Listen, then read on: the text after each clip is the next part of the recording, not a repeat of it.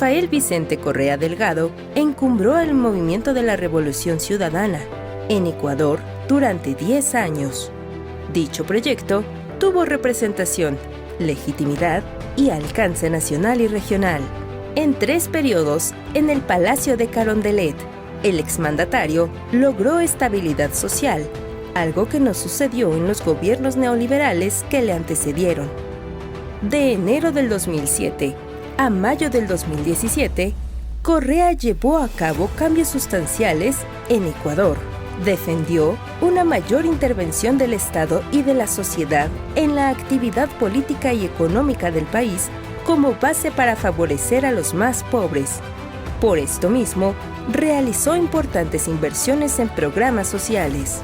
También incrementó los salarios de los trabajadores y aumentó las inversiones públicas en sectores estratégicos como el de la infraestructura de transporte, comunicaciones y energía, vivienda, educación, salud y el agropecuario. Adicionalmente, el Estado asumió el control sobre los recursos energéticos y mineros del país. Muchos de los ingresos para estas tareas provinieron de la exportación de crudo, de la mejora en la recaudación fiscal y de la eliminación de fondos extraordinarios que significaban un gasto innecesario. A lo largo de su gestión, Rafael Correa defendió la soberanía de Ecuador y resistió a la intromisión de organismos internacionales en las decisiones de su país, aunque se manifestó por la integración con el correísmo plenamente instaurado y con la aceptación del pueblo. El expresidente de Ecuador decidió no participar en la elección del 2017 y optó por pasar más tiempo con su familia. Sin embargo, consideró que la izquierda contaba con legado, conciencia, patria nueva, así como con cuadros preparados para relevarlo. Fue así, con su respaldo, Lenín Moreno, quien fuera su vicepresidente de 2007 a 2013, asumió el poder al alcanzar el 51.16% de los votos en la segunda vuelta de los comicios. Al poco tiempo, el nuevo mandatario traicionó al correísmo y comenzó a tomar decisiones contrarias a las de su antecesor.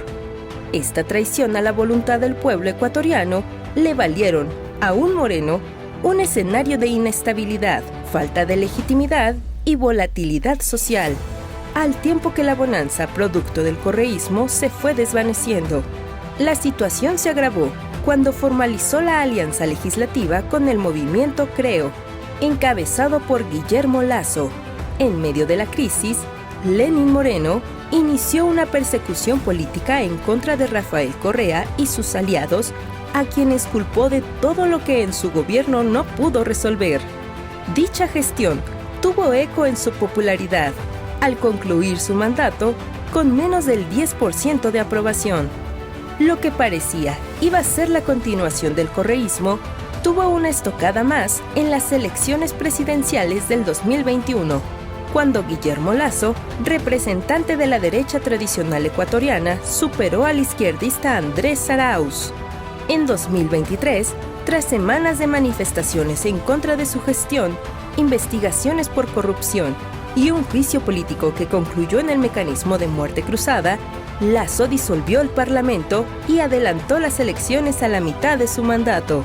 En dichos comicios, la correísta Luisa González y el empresario de derecha, Daniel Noboa, obtuvieron el primer y el segundo lugar del respaldo respectivamente y avanzaron a la segunda vuelta de la elección presidencial extraordinaria a realizarse en octubre. La tendencia indica que será la candidata de la Revolución Ciudadana quien completará el periodo vacante de Guillermo Lasso y regresará el correísmo a Ecuador. ¿Qué tal, amigas, amigos de Capital 21? El día de hoy en Conversando con el 21 tenemos un invitado muy especial. Es el expresidente de Ecuador, Rafael Correa. Y también el momento me parece que es muy importante porque la coyuntura podría definir en parte el futuro no solamente de Ecuador, sino el impacto que tendrá también en el continente completo, en un momento en el que se disputa la presidencia del Ecuador y también en un contexto en el que en todo el continente ha habido un ascenso de perfiles de la nueva derecha que evidentemente claramente atenta en contra de los derechos de las mayorías. En ese contexto, este fin de semana se vivieron elecciones en Guatemala y en Ecuador. En el primer caso se celebró la segunda vuelta y triunfó la izquierda. Y en el caso de Ecuador también triunfó la candidata Luisa González, la candidata del correísmo. En ese contexto, y visto desde una óptica regional, ¿cuál es su balance de este primer resultado, entendiendo que ustedes están enfrentando una campaña caracterizada en un exilio y en el exilio y después de una derrota electoral, en suma, en un camino que es cuesta arriba? ¿Qué derrota electoral? Bueno, la pasada con Lazo. Ya, sí, 2021. Sí. Bueno, primero muchas gracias por esta entrevista, un inmenso abrazo a todo México, por supuesto. Nosotros hemos luchado los últimos 6 años con cancha inclinada, árbitro vendido, público en contra, balón cuadrado, todo lo que usted se puede imaginar. En Ecuador hubo un verdadero golpe de Estado en el 2018, por medio de una supuesta consulta inconstitucional, se apoderaron de todas las instituciones del Estado, pusieron solo gente para que nos persiguiera, la gente de la peor calaña, corrupta, inepta, pero denominador común es que odien a Correa, que nos persigan. Yo tengo más de 50 indagaciones penales para rompernos la calma, rompernos económicamente, rompernos políticamente. Pese a eso, pues seguimos siendo de lejos la principal fuerza política. En lo personal, gracias a Dios, al pueblo ecuatoriano, de lejos, el político con más credibilidad, con más apoyo popular en mi país. El 2021, usted tiene razón, con un partido prestado, ¿ya? Nos ganaron por poco la presidencia. Esta vez volvemos a ganar, ya con un partido propio, en condiciones un poco diferentes. Contundentemente, la primera vuelta electoral, el sistema ecuatoriano es, si usted gana con más del 40% y 10 puntos de diferencia al que le sigue, gane una sola vuelta, o con 50% más uno, por supuesto. Si no, los 2 finalistas van a una segunda vuelta. Nosotros teníamos ganada la primera vuelta, pero se han acontecido cosas que jamás imaginamos, no solo que nunca han ocurrido, ni siquiera hemos imaginado en el Ecuador, básicamente el asesinato de un candidato presidencial que era nuestro archienemigo. Estaba en 4º o 5º puesto, les convenía más muerto que vivo, lo asesinan, es claramente un complot contra nosotros. Fue el 9 de agosto, cuando teníamos más del 40% y nos bajaron al 29% porque hubo una campaña en redes brutal culpándonos de ese asesinato. Por obra y gracia del Espíritu Santo, créanme, yo soy creyente. O sea, no encuentro explicativos técnicos para la recuperación que tuvimos. Es un milagro. Diosito debe ser correísta. Empezamos a recuperarnos el lunes, ¿qué habrá sido? 14, 15 de agosto, y subir, de tal forma que pensaban que ya nos sacaban incluso de la segunda vuelta. Ganamos de largo la primera vuelta, con más de 10 puntos a nuestro inmediato seguidor, pero no pudimos ganar en una sola vuelta. Okay. Hubo 2 momentos que cambiaron el rumbo de la elección. Uno ya lo mencionaba ahorita, el asesinato lamentable de Fernando Villavicencio, que a pesar de que no tenían coincidencias, pues es lamentable en una democracia. Y la muerte de un ser humano. Claro. El asesinato de un ser humano. Y el debate presidencial. Sobre los debates, ¿cuál es su opinión en las democracias latinoamericanas? ¿Cuál es la importancia de estos ejercicios? Yo le podría decir que hubo 3 momentos. Okay. Ecuador vive un clima de terror. Yo dejé al país en el 2017 como el segundo más seguro de América Latina, con 5.6 homicidios por cada 100.000 habitantes. El año pasado acabamos con 25.3 homicidios, este año llegaremos a 35 por cada 100.000 habitantes y seremos de los 15 países más violentos del mundo. Se vive una atmósfera de terror como nunca antes vista. Entonces, hubo un candidato que solo se dedicó al tema de seguridad, tenía 4 o 5%, pero el primer hecho fue que, no recuerdo, pero habrá sido finales de julio, asesinan al alcalde de Manta, el principal puerto pesquero del país, Agustín Intriago. Vuelve el tema de seguridad a ser excluyente, la gente aterrorizada, y este tipo empieza a subir. No nos va, porque Agustín Intriago era aliado, pero empieza a subir este tipo. Y el 9 de agosto, eso sí ya es una hecatombe política, cuando asesinan brutalmente a Fernando Villavicencio, metiéndole un carro donde no había nadie, un carro que no era de él, no era blindado, cuando era el tipo más amenazado del país, lo acribillan y nos culpan a nosotros, ¿no? Entonces esa fue verdaderamente una hecatombe política. Realmente es muy difícil analizar los resultados de las elecciones en un ambiente tan enrarecido, nunca visto. Y el debate presidencial que se dio fue jueves, me parece, la muerte de... creo que el 12 de agosto, fue un domingo, ¿no? Pero muy mal organizado, de ahí no quedó nada en claro, o sea, muy mal organizado, con una mecánica terrible y con unos moderadores que querían condicionar la respuesta de los candidatos, o sea, se querían más que los candidatos. Métanse a candidatos, pues, si quieren ellos responder. Yo creo que los debates son importantes, ¿no? Pero con una buena metodología para transmitir información, para ver la capacidad de reacción de un candidato, entonces debe haber cierta flexibilidad.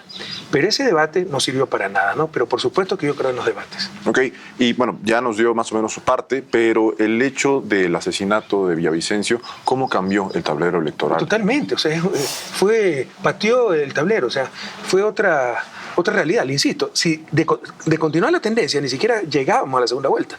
Nos iban a superar dos candidatos, Topic y Noboa, ¿no? Después el debate, Noboa empieza a subir, la derecha buscaba un candidato, ciertos indecisos de derecha, y Topic salió relativamente bien el debate, en verdad. Yo creo que habló bonito, pero habló tontería. Cuando usted revisa las cifras, las cosas que dijo son unas barbaridades, pero atrajo cierto número de seguidores. Pero creía incluso que nos quedábamos fuera de la segunda vuelta, ¿no? Que íbamos a quedar terceros. Entonces, pateó, fue una hecatombe política, algo nunca visto. Y es más, técnicamente, una tendencia de esa naturaleza, un declive, de acuerdo a encuestas, yo las he publicado, usted puede verlas muy exactas, nos bajaron de 41% a 29%, 12 puntos, en 5 o 6 días. O sea, una tendencia así, a menos de 5 o 6 días de las elecciones, técnicamente imposible revertir. Por supuesto, yo empecé a dar entrevistas a las 5 de la mañana hora de México, 6 entrevistas diarias, todas las redes, aclaramos las cosas. Pero lo que haga es imposible revertir, y la revertimos. Yo creo que estuvo en la mano de Dios, ¿no? Que Dios es correísta, o nos tiene bastante simpatía, o cuida a los inútiles y sabe que hace rato estoy en primera línea. En todo caso, empezamos a recuperarnos de tal forma, ya, mire que llegamos a 29, acabamos con 34, que si se demoraba 4 o 5 días más en la fecha de elección, superábamos nuevamente el 40% y ganábamos una sola vuelta. En todo ese contexto, después del asesinato, toda la campaña del correísmo, ya lo habíamos dicho, está en contracorriente. Y uno de los principales actores políticos, porque hay que reconocer también a los medios de comunicación como actores políticos, fueron precisamente los medios. Tanto en México como en el extranjero intentaron crear una narrativa y vincular el asesinato de Fernando Villavicencio con el correísmo, inculparlo a usted y también inculpar al presidente López Obrador. Trataron de decir que era una disputa del crimen organizado y también manchar o salpicar a México. ¿Qué opina de esto? Bueno, para empezar, sin lugar a dudas, los medios hegemónicos son actores políticos. Claro. Y muchos periodistas son políticos cobardes que, como no tienen apoyo en las urnas, utilizan un micrófono para hacer política, lo cual es tremendamente deshonesto. Los movimientos progresistas de América Latina no enfrentan a los movimientos de derecha, enfrentan a sus medios de comunicación, que son los guardianes de status quo, y es un problema enorme que tarde o temprano tendrá que enfrentar Latinoamérica si queremos tener democracia, porque democracia sin información no existe, y lo que tenemos es manipulación, información verídica, ¿no? Lo que tenemos es manipulación, y no tendremos tampoco desarrollo, porque sin esa información verídica, ¿cómo toma las decisiones de acción colectiva correcta? Decisiones que nos involucran a todos. Y la acción colectiva, así como la acción individual, las capacidades individuales, esa capacidad de acción colectiva certera, correcta, en función del bien común, es fundamental para el desarrollo. Entonces sí, todo fue, insisto, un complot. Ya tenían preparada toda la narrativa, a mí me editaron videos, teníamos un spot publicitario utilizando los versos de Tomás Borges, ¿no? Mi venganza personal será el derecho de tus hijos a la escuela de las flores. Yo empecé diciendo, nuestra venganza personal será contundente. Y Luisa, la candidata, nuestra venganza personal será el derecho. Editaron solo la primera parte, parecía que había amenazado a Villavicencio y que éramos los culpables del asesinato, y llegaron a involucrar incluso al presidente López Obrador. Entonces fue algo coordinado, no fue algo espontáneo, era ya coordinado, estaba preparado, fue un complot para evitar que ganemos una sola vuelta. Lo lograron, no impidieron que ganemos la primera vuelta. En todo caso es algo nunca visto, y esta gente es perversa, ha traspasado todo límite, ha asesinado a un ser humano por sus objetivos políticos. En nuestro país hay un dicho que dice que la calumnia cuando no mancha tizna, y parece que sí, al menos tiznaron. Ustedes hicieron el trabajo de tratar de desmentir toda esta narrativa de los medios de comunicación, pero finalmente algo se quedó y minó su calumnia, miente que algo queda. Una mentira repetida 1000 veces se vuelve verdad, un principio de Goebbels. En todo caso, incluso la gente que nos quiere. Le pongo el ejemplo de un restaurante. Puede ser que usted ha comido muchas veces ahí, le encante su restaurante preferido, pero si tiene todos los días, ¿no?, miserables gritando al frente del restaurante, esta comida no sirve, yo he visto unas ratas, yo he visto que utilizan alimentos de pésima calidad. Por más que usted crea lo contrario, dice, bueno, pero por si acaso voy a otro restaurante. Sí, ¿no? claro. Entonces crean una atmósfera de incertidumbre que obviamente nos perjudicaba, crearon una atmósfera de incertidumbre que nos perjudicaba mucho a nosotros. Ya nos estamos recuperando, pero obviamente lograron su objetivo, que no ganemos una sola vuelta.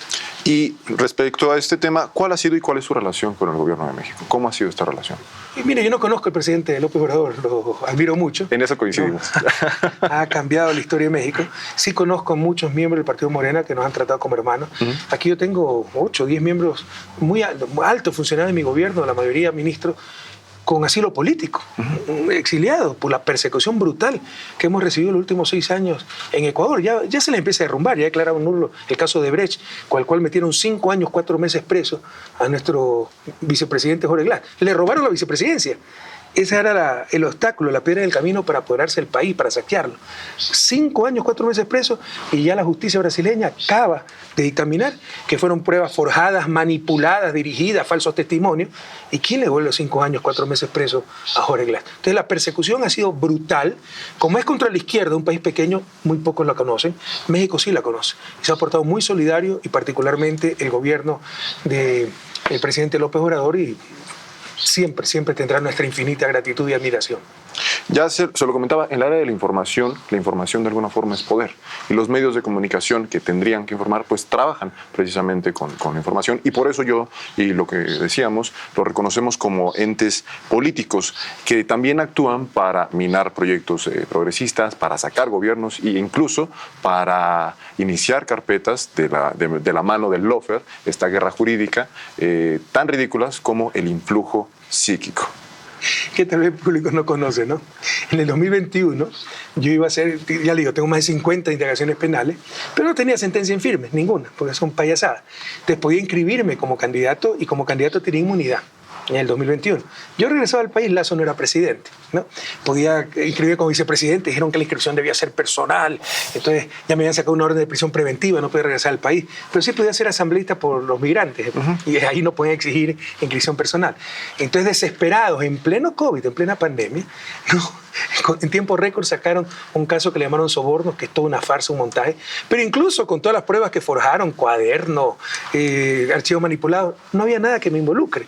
Y al final, aunque no lo crea el pueblo mexicano, le puedo mostrar la sentencia. Me condenan por influjo psíquico. La condena dice: Correa, a través de su influjo psíquico, instigó a esta organización criminal para que recibiera soborno. Y me condenan 8 años de prisión y me quitan los derechos políticos, con lo cual me impiden regresar al país y hacen presidente a Lazo. Entonces, la persecución ha sido brutal. Estas payasadas se derrumbarán más temprano que tarde, pero el daño ya está hecho, ¿no? Parte de todas estas críticas y toda la evidencia que se ha quedado de que los medios de comunicación actúan con intereses pues económicos. Pero es que un punto, perdona que lo interrumpa, claro, porque usted lo dijo. Nada de esto fuera posible sin la complicidad de los medios de comunicación. Porque cualquier periodista honesto revisa esa tesis y dice: esto es una payasada, como hubo muchos que lo hicieron, pero no de los medios hegemónicos, porque ahí sí había una complicidad total. Si un medio hegemónico, o sea, si nosotros hubiéramos hecho eso contra un opositor político, todos los días, el principal titular sería: esto es persecución política, eso daría la vuelta al mundo.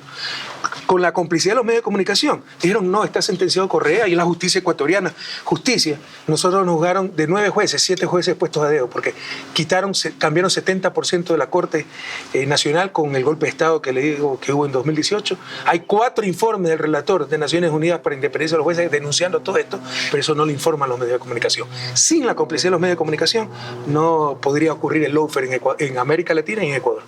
Yo reconozco y sigo mucho parte de su trabajo porque yo soy periodista, pero también soy muy crítico de los medios de comunicación. Por esto que ya comentamos, usted habla del derecho a la verdad y desde los medios públicos es parte de lo que estamos tratando de hacer, poner al centro a las audiencias y el acceso y el derecho a la verdad de la gente que nos sigue. Esto, en ese contexto y ya con lo que platicamos, ¿qué tipo de prensa necesita la América Latina en un momento en el que los medios están en una crisis también porque se han quitado completamente la máscara, los medios hegemónicos, y también en un momento en el que hay un ascenso de perfiles de nueva derecha? Mire, cuando yo critico a los medios, entonces dice que yo odio a los periodistas. Mi segundo hijo es periodista. No, criticamos la mala prensa. Claro. ¿No? Todos hemos apoyado la buena prensa. Criticamos a los malos periodistas. ¿Cuántos necesitamos buenos periodistas? Pero son cada día más escasos, también tengo que decirlo, ¿no? No pueden dominar sus pasiones. Me lo han dicho. Me he reunido con periodistas opositores y digo, ¿y ustedes por qué no dijeron esto? ¿Y usted qué espera después de 10 años de criticarnos? O sea, ¿dónde está el código deontológico? ¿Dónde está su deber? Si no son capaces de informar objetivamente, más allá de sus afectos o desafectos, dedíquense a otra cosa, porque están faltando a su deber. Y yo también escucho definiciones folclóricas de la prensa. La prensa está para criticar el poder. ¿Por qué?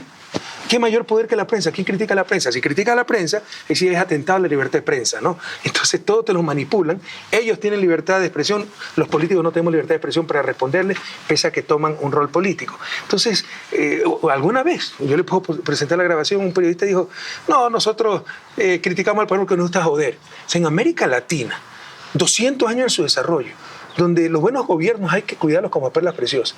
Que tengamos irresponsables que utilicen el poder mediático para decir, no, nos criticamos al poder porque nos gusta joder. Y no es crítica constructiva, es crítica destructiva para que ellos sigan siendo el poder.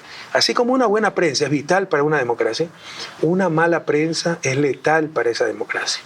Y América Latina no tiene solo mala prensa, tiene muy mala prensa y más temprano que tarde debemos objetivamente, frontalmente, buscar una solución a ese problema o no tendremos, como decía, ni democracia ni desarrollo. Y por supuesto, si me preguntas cuál es el rol de un periodista, para mí es lo más sencillo, la verdad. Ser los guardianes de la verdad y han sido los primeros en robarnos la verdad con las honrosas excepciones de siempre. Y también lo ha sido porque el negocio de la mentira es un negocio muy redituable. Vamos a hacer una pequeña pausa. La verdad es un bien fundamental por la sociedad. Y por eso estamos empujando para reformas constitucionales que pongan la verdad como un derecho constitucional e incluso reformar la Carta de Naciones Unidas, que este año cumple 75 años de creación, para poner la verdad como un derecho humano. Nos parece muy bien. Vamos a hacer una pequeña pausa. ¿Cómo no? Hasta regresamos.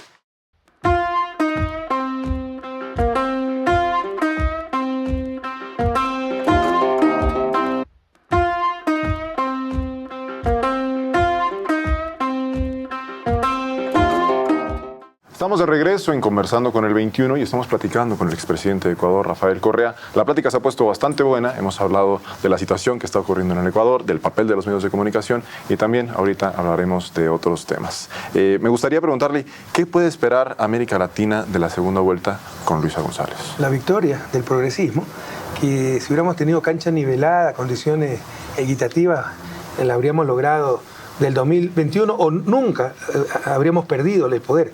Porque lo que hizo Lenín Moreno fue traicionar a todos sus electores, ganando con nuestro apoyo, con nuestro plan de gobierno, para echarlo al tacho a la basura y venderse a la derecha y aplicar el más burdo y corrupto neoliberalismo. Eso debe ser inaceptable en una democracia, entendamos. En democracia no se vota por un nombre, se vota por un proyecto. Traicionar ese proyecto es defraudar a los electores, fraude democrático. Y hay que tener mecanismos para, de forma constitucional, democrática y sobre todo pacífica, remediar esos fraudes democráticos. La Constitución ecuatoriana lo tiene. Lo hemos aplicado esta vez, por eso tenemos las elecciones anticipadas, que es anticipar elecciones. Pero a Moreno lo protegieron con toda la fuerza de los poderes fácticos, medios de comunicación, poder económico, para que intentar liquidarnos políticamente. No lo lograron, pero sí liquidaron al país. Entonces, ¿qué se puede esperar de un triunfo de Luisa González? Mucho, que Ecuador vuelva a esa senda de desarrollo, pero yo no he visto, pero créame Bruno, no estoy exagerando, y la audiencia, si alguien tiene un dato que contradiga mi hipótesis o mi propuesta, me lo diga, me va a ilustrar. Yo no he visto, yo soy experto en desarrollo, ¿no? Un caso en época de paz, puede ser un país que sufrió guerra civil, guerra abierta, pero en época de paz, con dos gobiernos supuestamente democráticos, una destrucción tan profunda y rápida de un país. Yo le pongo solo un indicador. Yo dejé a Ecuador como el segundo país más seguro de América Latina, el segundo, con 5.6 homicidios por cada 100.000 habitantes, 900 asesinatos más o menos por año, dada nuestra población. De las 10 ciudades más seguras de América Latina, 4 eran ecuatorianas, 4 de 10, entre ellas Quito, la única capital que estaba en esa lista de 10, es decir, Quito era la capital más segura de América Latina. El año pasado acabamos con 25.3 homicidios por cada 100.000 habitantes. Este año se sigue la tendencia, vamos a acabar con 35 homicidios por cada 100.000 habitantes. Eso significa alrededor de 7.000 asesinatos, de 900 a 7.000. Y vamos a estar entre los 15 países más violentos del planeta. Ciudades como Esmeraldas están entre ecuatorianas, ciudad ecuatoriana Esmeraldas, está en séptimo lugar como la ciudad más violenta del mundo. Mi ciudad natal, el puerto principal, yo hace un momento le dije Manta, el puerto principal pesquero. Este es el puerto principal en general, comercial, mi ciudad Guayaquil. Está entre el número 24 a nivel de inseguridad, es decir, entre las 24 ciudades más violentas e inseguras del planeta. Esa es la destrucción que han hecho. Del segundo país más seguro de América Latina, solo nos superaba Chile, que tiene el doble ingreso per cápita, a uno de los 15 países más violentos del planeta. No he visto destrucción de ese nivel en época de paz para un país. Luisa va a corregir todo eso, ya lo hicimos, lo volveremos a hacer, lo haremos aún mejor. Es muy duro, el país está destrozado, lloramos lágrimas de sangre, destrozaron todo, institucionalidad, Estado, políticas públicas, todo, pero nos vamos a recuperar. ¿Y qué puede esperar América Latina? Por ejemplo, Quito es la sede de UNASUR. Y en el gobierno de Moreno, solo por perseguirnos a nosotros, también renunció a UNASUR, esa sede está votada. Si llega Luisa a la presidencia de Ecuador, tengan la seguridad que UNASUR volverá a existir, nunca ha dejado de existir, pero en los papeles volverá a existir efectivamente y su capital, su sede, será nuevamente la ciudad de Quito. ¿Es posible esta victoria? ¿Es posible que el correísmo fue a volver? Pero por supuesto, pues hemos ganado la primera vuelta con más de 10 puntos de ventaja, con más de 1 millón de votos, que para un padrón de 11 o 12 millones es bastante. Entonces algunas hacen los cálculos. No, pero todos los demás partidos son de derecha, si suman al otro candidato no llegan nunca. Así no funciona la política, son otras lógicas. No es aritmética. Y tenemos un ejemplo reciente, ¿no? Petro en Colombia. Ganó la primera vuelta con 40%, sorpresivamente ganó Rodolfo Hernández Rodríguez con 28%, el tercero era el uribismo, que solo sumado a Rodolfo Hernández ya aplastaban a Petro, y ganó Petro, porque no se trata de sumar, no es que se endosan los votos, hay otras lógicas, conocemos de eso, tenemos el mejor binomio, tenemos el mejor programa y también tenemos la mejor campaña. Ok, y bueno, en este contexto, ¿qué importancia tiene esta posible victoria para el continente, para la democracia, para la integración, incluso que se ha plantado desde acá, desde México, de todo el continente? Incluso bueno, como una región lo que te decía, para integración regional de América del Sur, es casi seguro que con el triunfo de Luisa, pues UNASUR vuelve a estar en vigencia. Siempre estuvo en los papeles todavía vivo, porque no lo pudieron destruir.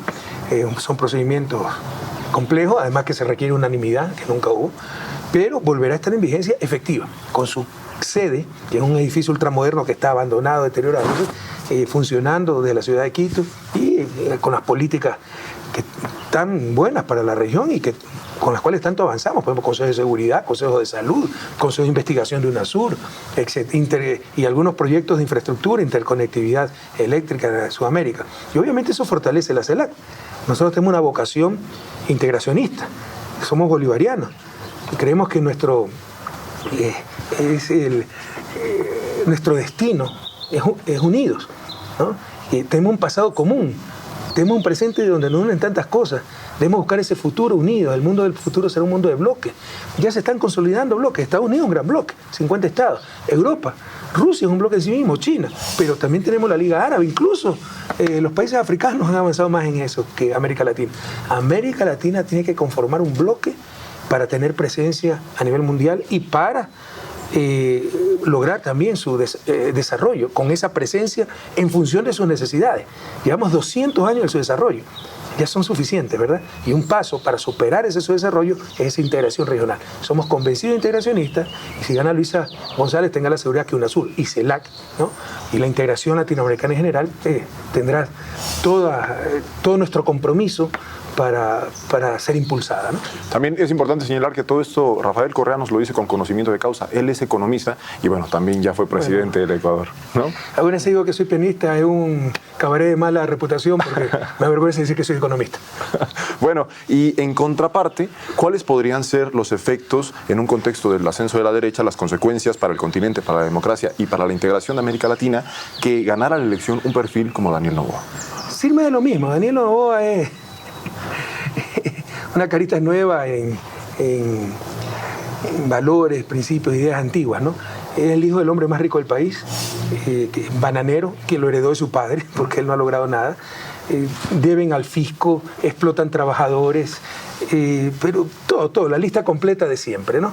Entonces han puesto a este joven que es el hijo, el papá fue 3 veces candidato, 3 veces perdió, ahora lo intenta con el hijo, la fortuna más grande del país, pero es banquero, tienen bancos, son conglomerados económicos.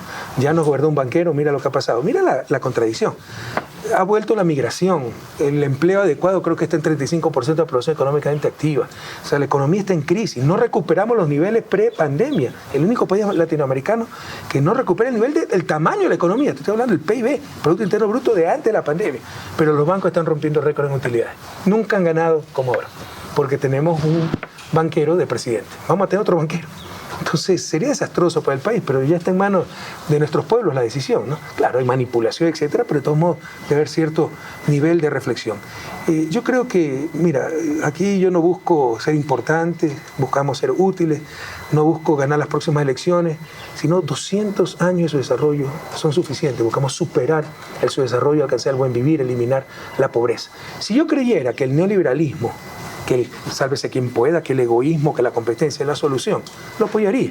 Porque mi objetivo no es satisfacer mis fijaciones mentales, ideológicas, sino el bien común. Pero es un absurdo, pues. Sistemas así son un absurdo en regiones como América Latina, de las más desiguales del planeta. Quieren empezar a hablar de liberalismo, neoliberalismo, competencia. Por lo menos empiecen con igualdad de oportunidades. Pero antes de eso es una burla, una broma de mal gusto. Entonces, con la derecha, con esas ideas, con esas políticas, seguiremos en su desarrollo y seguiremos siendo una de las regiones más desiguales del planeta, con pobreza generalizada, pese a ser bendecidos a nivel de recursos naturales y muchas otras oportunidades. En ese contexto, el ascenso de los perfiles de derecha se da también en contextos en los que, como lo ha relatado en el Ecuador, la economía está en crisis, las ganancias de los más ricos siguen creciendo y lo poco que tienen las mayorías se va disminuyendo. Es una forma de manipular el resentimiento como surgen estos perfiles de derecha. ¿Cómo le ha hecho el correísmo para, a pesar de esto, a pesar de estar contracorriente, a pesar de estar fuera del Ecuador, a pesar de tener a los medios, al Poder Judicial, todo en contra, de lograr que la Revolución Ciudadana siga adelante? Porque ahí están los hechos. No pueden tapar el sol con un dedo. Quieren convencer a la gente que cuando estábamos bien estábamos mal, y ahora que estamos mal estamos bien. Entonces eso te puede engañar a la gente 6 meses, 1 año, 2 años, pero no puede engañar siempre, pues a todos. Es un absurdo. Entonces ahí están los hechos. De 2007 al 2017, Ecuador pasó a ser el segundo país más seguro de la región. Antes estábamos por debajo del promedio, 18 asesinatos, homicidios por cada 100.000 habitantes. Cuando yo llegué al poder, lo dejamos en 5.7, menos de la tercera parte, ¿no? Ecuador no tenía vías, lo dejamos como la segunda red. Eso no lo digo yo, lo dice el índice de competitividad del Foro de Davos, ¿no? La segunda mejor red vial de toda América Latina, solo superados por Chile, que tiene el doble ingreso per cápita. Éramos en total de infraestructura, no solo redes, sino aeropuertos, puertos, el segundo de América Latina, solo superado por Panamá, por el Canal de Panamá. El sistema educativo que más avanzaba, el sistema universitario que más avanzaba. Fuimos los campeones regionales en pobreza, en reducción de pobreza. Sacamos 2 millones de ecuatorianos de una población de 16 millones de la pobreza. Fuimos los campeones latinoamericanos en reducción de la desigualdad. Yo tomé el país por arriba del promedio de América Latina, que debe estar en 52 del coeficiente Gini, es un término técnico, más cercano a 1, más desigualdad, o más 100 en este caso, más cercano a 0, más equidad. Yo lo tomé en 55. Lo dejamos en 44, muy por debajo del promedio y de los países que más avanzó en la reducción de la desigualdad. El programa de becas más grande de América Latina y el segundo más grande del mundo para el tamaño de la economía. Entonces, eso no pueden, con toda su batería de calumnia, difamación, discurso único contra nosotros, blindaje mediático, no nos va a poder borrar de la mente y el alma de la gente. Tal vez los jóvenes que no vivieron eso o no se acuerdan cómo era el país del pasado, pero la gente de 30 años en adelante lo recuerda esa década que asombraba al mundo, nos llamaban el jaguar latinoamericano. Y recuerdan lo que era el país antes de nuestro gobierno y lo que ahora somos. Entonces se dan cuenta de lo que ahora somos. Entonces eso no lo va a poder borrar con todas sus calumnias, ¿no? De ahí viene la fortaleza de la Revolución Ciudadana. Vamos a hacer una breve pausa y ahorita regresamos.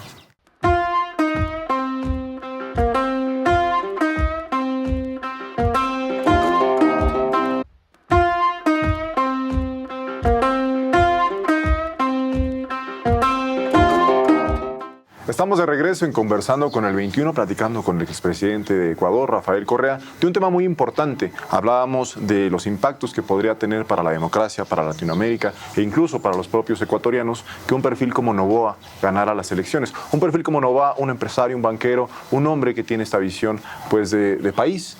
¿Qué implicaciones tendría? Porque digo, la gente también piensa y tiene a lo mejor sus razones para decir que los empresarios y que los banqueros son buenos, pero ¿son buenos para administrar un país?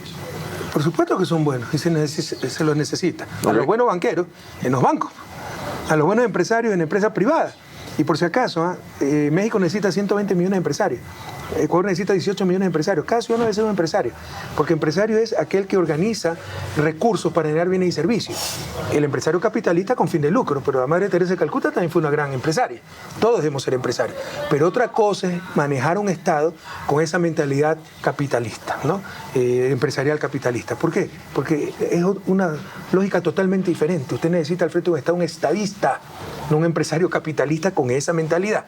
Por ejemplo, le decía que la empresa capitalista busca rentabilidad financiera, medida en términos monetarios. ¿Cuál es la rentabilidad de un monumento?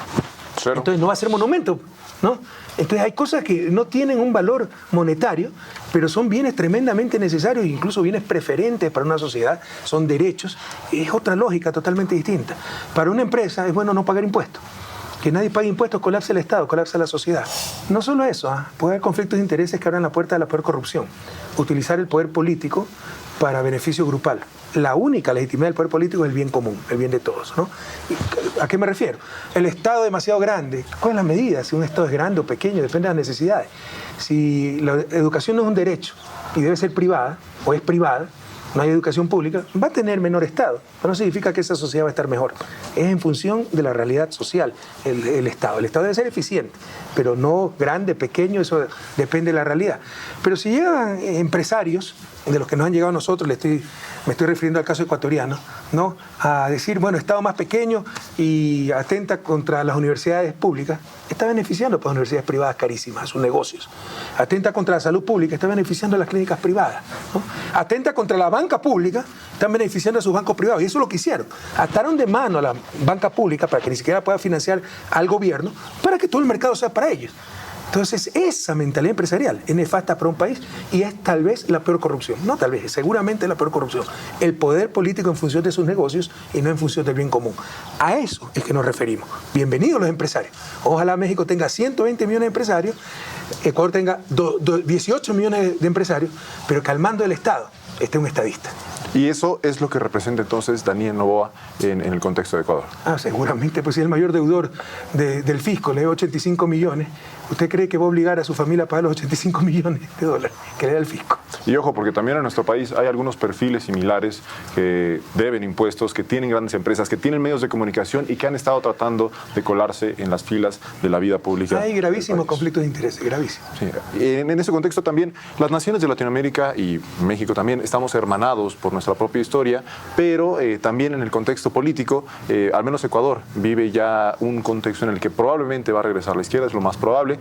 Le comentaba, presidente, que las naciones de Latinoamérica estamos hermanadas por nuestra propia historia. Sin embargo, nosotros nos podemos ver de alguna forma en el espejo de lo que está pasando en Ecuador, de lo que ha pasado en el Ecuador. Ustedes ya están en un contexto en el que probablemente, es lo más probable, la izquierda regrese al gobierno, vuelva a poner al centro las mayorías, pero nosotros por primera vez en la historia, al menos en la historia moderna, estamos viviendo un gobierno con características similares y con efectos también similares. Recientemente salían las últimas mediciones de la reducción de la pobreza, más de hecho, de 5 millones de mexicanas y mexicanos dejaron el umbral de la pobreza y hay un resurgimiento del poder adquisitivo en nuestro país. Y en ese contexto también nos estamos acercando al final del sexenio del presidente Andrés Manuel López Obrador. Estamos ya prácticamente a unos cuantos meses de que venga el momento del relevo.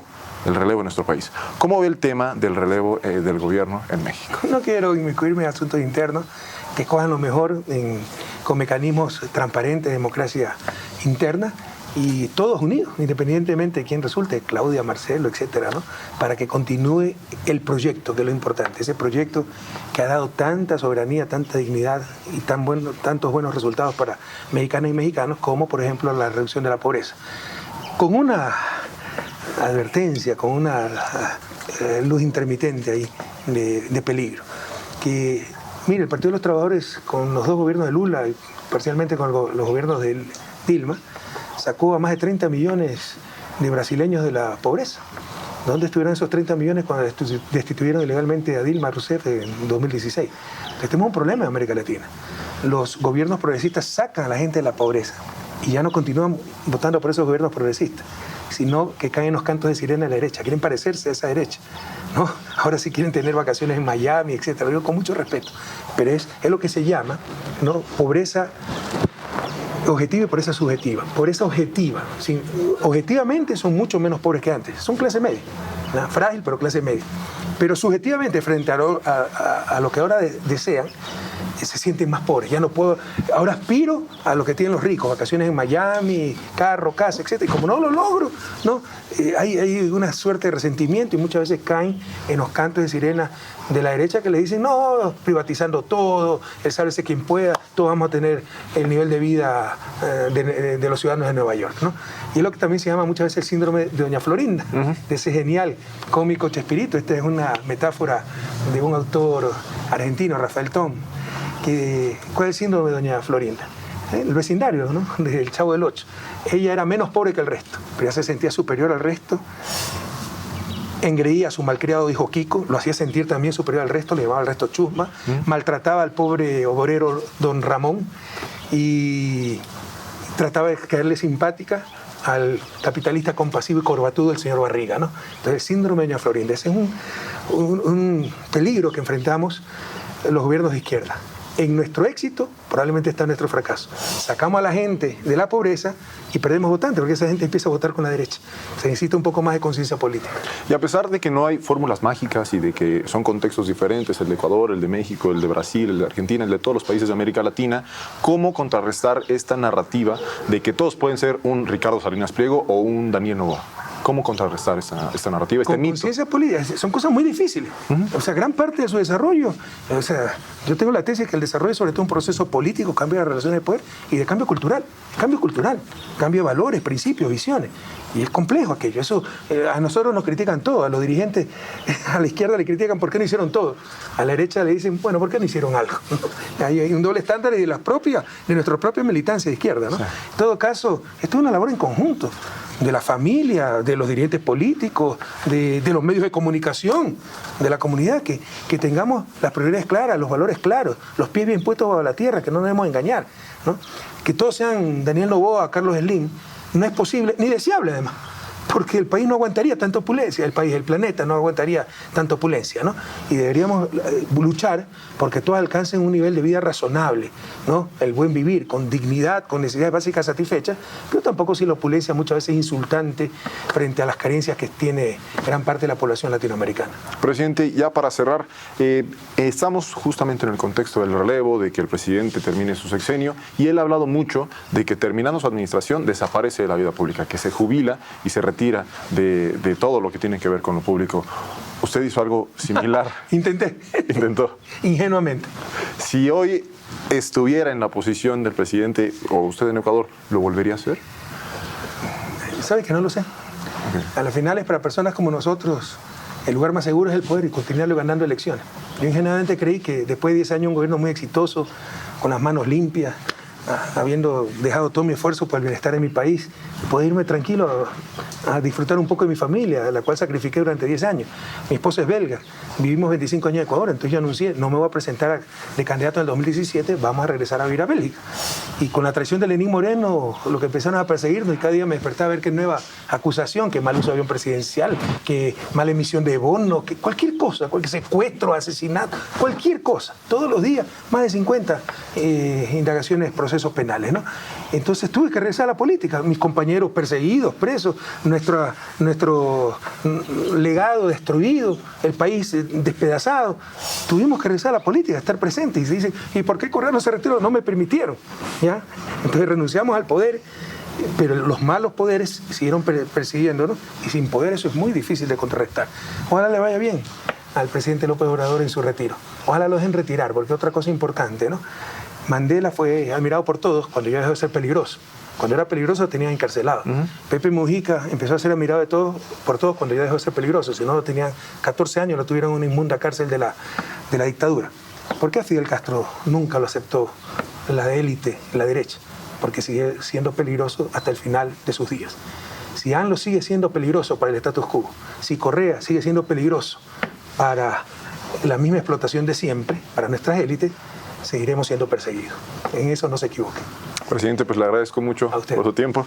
Muchísimas gusto. Gracias. Amigos, esto fue Conversando con el 21, con el expresidente de Ecuador, Rafael Correa. Nos vemos en la próxima.